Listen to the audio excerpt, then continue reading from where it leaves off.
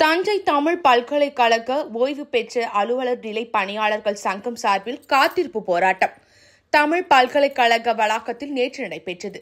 போராட்டத்திற்கு தலைவர் சுந்தரலிங்கம் தலைமை தாங்கினார். துணை செயலாளர் பாலகிருஷ்ணன் முன்னிலை வகித்தார். போராட்டத்தில் 50க்கும் மேற்பட்ட ஓய்வூதியர்கள் கலந்து கொண்டு கோஷங்கள் எழுப்பினர்.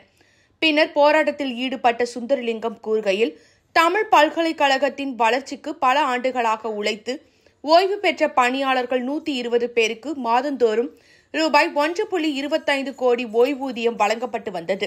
இந்நிலையில் தமிழ் பல்கலைக்கழக நிர்வாகம் கடந்த பிப்ரவரி மாதம் முதல் ஓய்வூதிய தொகையை வழங்கவில்லை. இதனால் ஓய்வூதியர்கள் கடுமையாக பாதிக்கப்பட்டுள்ளனர். இந்த பல்கலைக்கழகம் என்பது கல்வி சார்ந்த சமூக பணியை மேற்கொண்டு வருகிறது.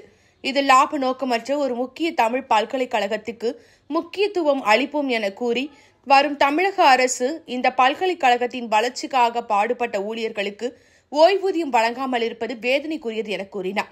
பின்னர் மாலை வரை காத்திருப்பு போராட்டத்தில் ஈடுபட்டவர்கள் அதன் பின்னர் கலைந்து சென்றனர்.